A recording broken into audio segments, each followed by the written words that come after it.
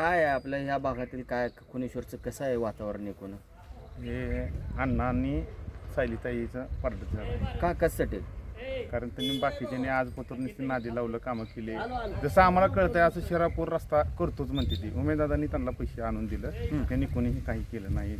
प्रत्येक इलेक्शनला त्यांनी नुसतं आम्ही एवढा निधी आणला आणि तेवढा निधी आणला, पण निधी कागदावरच राहील. बरं, मग गावचा विकास झालाच नाही काय? नाही मग आता काय ह्या वेळेसला काय करणार तुम्ही? म्हणेल हे म्हणजे सुरेश भाऊ म्हणेल त्यांना उमेदवार म्हणतील.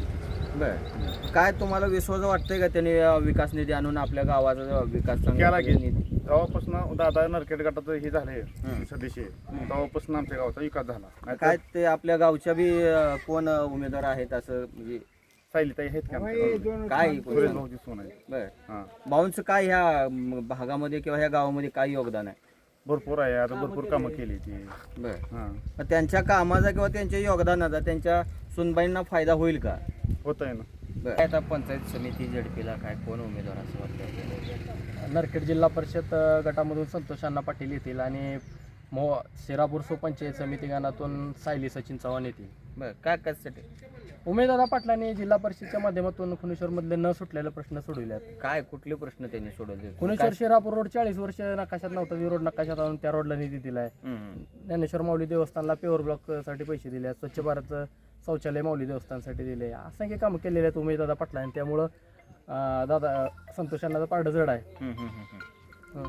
आणि पंचायत समितीसाठी सुरेश भाऊ चव्हाण यांच्या सुनबाई आहेत, तर सुरेश भाऊनी गावामध्ये अनेक कामं केलेली आहेत. त्यामुळं 100% ते आपण निवडून येते. नमस्कार, आपण खुनेश्वर या गावामध्ये आहे. इथं जे जमलेलं आहे ते बहुतेक घड्याळाचेच कार्यकर्ते दिसतात. आपण बिल्ला लावलेला बघू तर काय आहे, सगळं गावात घड्याळाचंच वातावरण चाललं. घड्याळाचं वातावरण काय कशासाठी एवढं? आता यातनं कसं आहे माहिती आहे का, आमचे भावाची सुनबी उभा आहे. बरं घरातलाच उमेदवार असल्यामुळं बरं आणि काय म्हणजे भाजपला करून बी आमच्या गावचा एकच काय नाही बरं आतापर्यंत. हां कसलाच कुठला रोडचं नाही, कशाचाच नाही, कशाचं नाही. सर्वसामान्य माणसाला कुठल्या कांद्याला भाव नाही. शेतकरी सगळे पाण्याने गेलं तर अनुदान कुठलं नाही. हो मग त्याच्यामुळं भाजपला आम्ही सगळ्यांनी ठरवलं आपलं ह्याला राष्ट्रवादीला द्यायचं. राष्ट्रवादीला. आणि काय आपल्या उमेदवार बी आमचं गावातलंच आहे, म्हणजे आमच्या घरातलंच आहे. मी घरातला आहे म्हणून तुम्ही म्हणताय काय? घरातच हां. बरं, नाही तर घरातला आहे म्हणून त्यांना तुम्ही मत टाकायचं म्हणताय? आता पूर्ण गावच आहे असं का म्हणलं. बरं, पूर्ण गाव? हां, हो. असतील चार तशी काय, 4 तशी वन पूर्ण गाव. काय आपल्या भागातल्या काय अडीअडचणी या समस्या आहेत काय? तुम्ही त्यांना सांगितलं, बोलला, काय चर्चा झाली उमेदवाराबद्दल? काय सांगितल्या अडचणी बी करता म्हणले ती, हं, दिले ते बी, कामं केले ते बी. हं. रोड बी 2 रोड केले, तर अजून 2-3 रोडचं नारळ बी पडला आहे. बरं, असं 4-5 रोड त्यांनी अजून म्हणजे याच्या अगोदरच केले काम. तसं काही नाही, कामं करणाऱ्याला आपण मत द्यायचं, बाकीचं काय नाही. बरं, जे काम करतंय त्याला मतदान करायचं, बरं. मग कोणी असू दे. आपल्याला आपली कामं सांगायची, ते करते ते. भावाची सून मग काय त्यांचं नाव काय? सुरेश भाऊ. बरं, भावांचं काय ह्या भागात काम आहे काय? ना केले ती की उमेशदादाने कामं केले ती, म्हणून आमचं सगळ्याचं म्हणून जे काम करतंय त्यालाच द्यायचं. हं, हं. बाकीचे उगाच देण्याला काय अर्थ आहे? मत व्हायला घालवायचं. जे करतंय, शब्द पाळतंय, त्यालाच द्यायचं. काय आता पंचायत समिती झेडपीचं इलेक्शन चालू आहे, काय कोण उमेदवार असं वाटतं आपल्याला? काय गाव कोणीकडे जाईल तिकडे जाणार आम्ही. मग गावाचं काय, तुमचं काय? आम्ही गावाच्या मागाव. तुम्ही गावाच्या मागाव. आता गाव काय कोणाला निवडेल मग यावेळेसला? गाव हा, ती घड्याळ बाद म्हणते ती त्याला निवडील. घड्याळ तुम्हाला काय नाव सांगता येणार नाही काय? नाव कसं फोनावर असतं आमचं. बर, कोण बघितलं की आपलं बटन दाबायचं. अजून काय खुनेश्वरमध्ये ग्रामस्थ आहेत आपल्या, काय आता झेडपी पंचायत समितीचं इलेक्शन चालू आहे, काय कोण उमेदवार आपल्या भागातून असं वाटतं? उमेदवार काय आपलं खुनेश्वरमधून सुरेश भाऊ चव्हाण यांची सून त्यांची उमेदवारी आहे. शिरापूरमधून विरोधक म्हणून त्यांना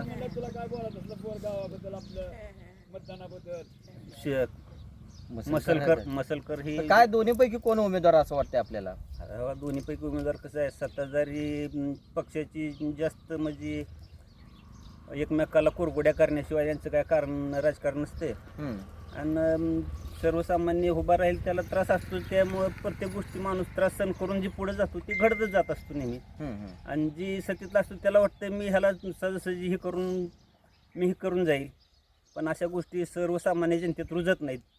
सर्वसामान्य जनता ही नेहमी जनतेसाठी जी नेता राहील त्यासाठीच काम करायला जनता त्या मागं असते. मग ही जनता जर अशी जनतेचा विचार करणार, आता केंद्रात बी सरकार आहे, खाली ह्याच्या पुतुरा पोचले, पण सरकारची भूमिका अशी चालली आहे सध्या. शेतकऱ्या बाबतीत तर कुठलाच काय विषय घ्यायचा नाही. शेतीला काय झालं? शेतीचं काय आहेच की चालू शेतीचं काय, अहो तुम्ही आता पहिलं फक्त किती 25 पैसे किलो मीठ विकत होतं, ती मीठ आज काय रेट चालू आहे तुम्हाला? 20 रुपये किलो तुम्ही मिठाला भाव द्यायला लागला. आणि सर्वसामान्य 6 महिन्याला एक बार शेतातला माल पिकतो, त्या मालाला तुम्ही 5 रुपये 10 रुपये रेट, 6 महिने कष्ट केल्यावर 5 रुपये 10 रुपये रेटनं तुमचं जीवन तर जगणं मुश्किल होतंय का नाही? हा, मग शेतकऱ्यांना जगायचं का महाराज, ही प्रश्न आता सध्या शेतकऱ्यासमोर आहेत. आता काय आणि उमेदवार जर मीठ तुम्हाला 20 रुपये किलो खावं लागते, किती मीठ ही वस्तू किती खाणारी आहे, तरी तिला 20 रुपये रेट आहे. आणि तुम्ही सर्वसामान्य जनतेत तुम्हाला जी जीवनावश्यक वस्तू जास्त प्रमाणात लागते त्या वस्तूचं रेट तुम्ही जर 5 आणि 10 रुपयेवर आणून ठेवल्या, शेतकऱ्याचं जगणंच मुश्किल होऊन करून ठेवले या शासनानं. अशामुळं शासनाच्या विरोधात जनतेचं सर्व रोष आहेत सध्या. बरं. आता काय मग उमेदवार म्हणून कोणाला निवडणार तुम्ही? उमेदवार म्हणून ही सर्वसामान्य जनतेच्या पाठीशी राहील त्याच उमेदवारीला हे करणार. जी सर्वसामान्य जनतेला योग्य वाटेल तेच निर्णय होणार ना.